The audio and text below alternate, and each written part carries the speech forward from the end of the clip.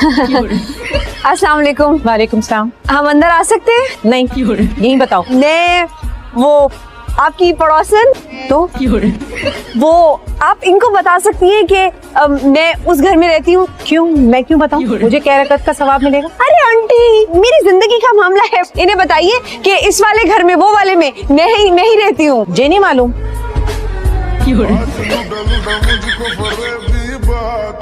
सुनो मियाँ, अगर तुम इससे शादी करने का कोई इरादा रखते हो ना तो 10 बार सोच के फैसला करना। ये लड़की बहुत मुंह फट है और शाम को ये छत पर जाकर नाचती भी है। अल्लाह माफ करे।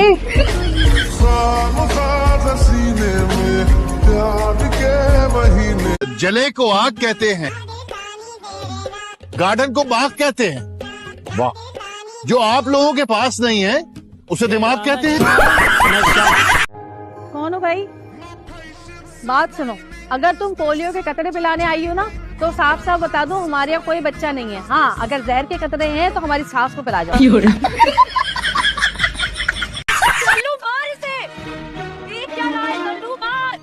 अबे मारना, मैं मार।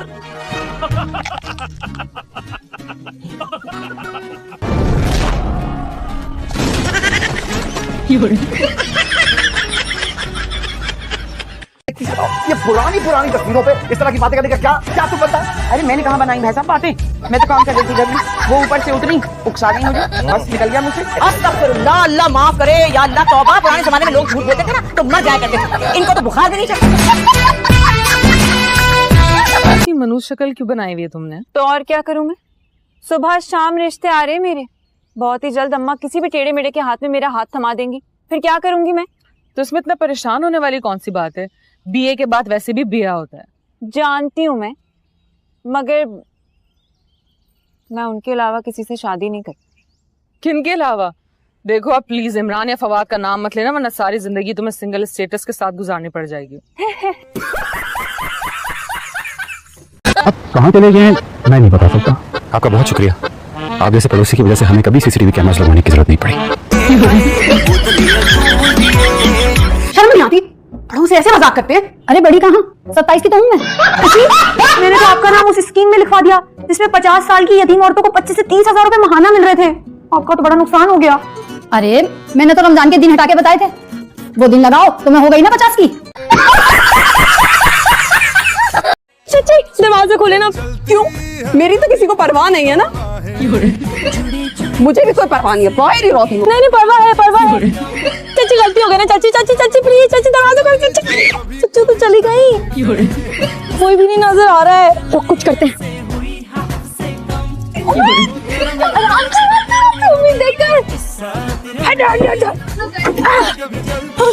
अब तुम लोग भी खुद टाको।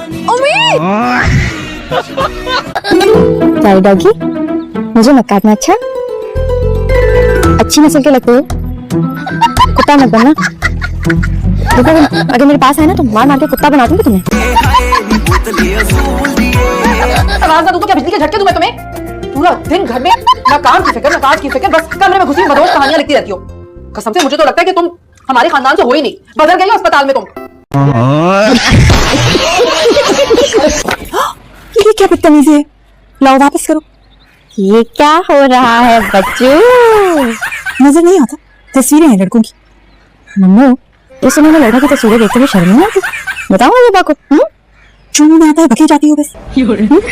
रिश्ते की तस्वीरें किसके? करीमन वाले रिश्ते के लिए? तो मम्मो चलो छोटे नहीं हो जाएंगे करीमन वाले। सुनो, तुम नफीसा के छोटे वाले हो ना? जी, अस्सलाम वालेकुम खाला, कैसे हैं आप? वालेकुम अस्सलाम। वालेकुम। अरे तुम तो इतने छोटे से थे, इतने बड़े कैसे हो गए? बस शादी के इंतजार हैं? अरे क्या? नहीं ऐसे ही मुंह से निकल गया।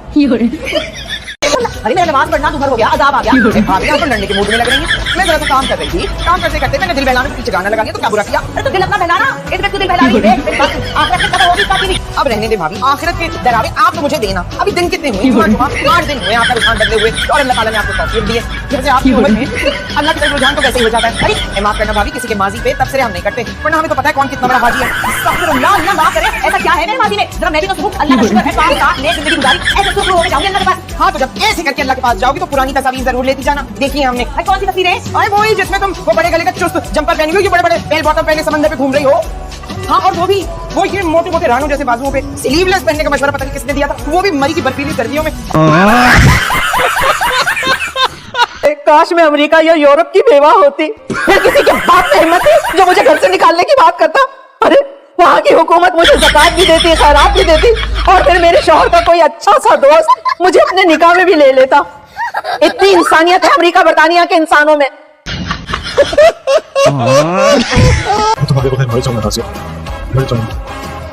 अरे यार गुल्लू, ये तो बहुत ही घिसा पिटा डायलॉग है यार। और देखो तुम टेंशन मत लो, अगर तुम मर भी गए ना तो मैं हर जुमेरात को तुम्हारी शुरुआत करूंगी नाश्ते के साथ। लड़की आ गई है ना, अंडरस्टैंडिंग भी होनी चाहिए। ये लड़की है, इसके बारे में बात इस पागल के साथ मेरे भाई को फंसा रही हो यार तुम।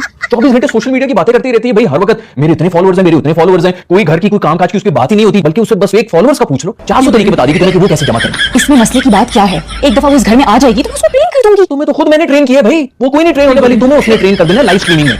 जरा आप ही अंदर आ जाऊं क्या? आप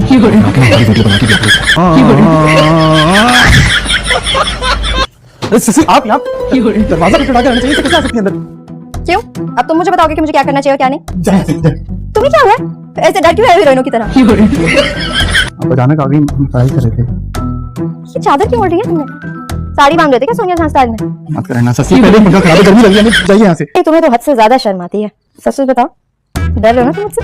इज्जत बचा रहे हो ना लड़कियों की तरह? लड़कियों की तरफ से क्या लड़कों की कोई इज्जत नहीं होती? होती होगी भाई, हमने तो नहीं देखी। सर मैं आपकी बेटी का हाथ मांगने आया हूँ। और बाकी बॉडी से क्या तुम्हें कोई इरिटेशन है, ऑब्जेक्शन है?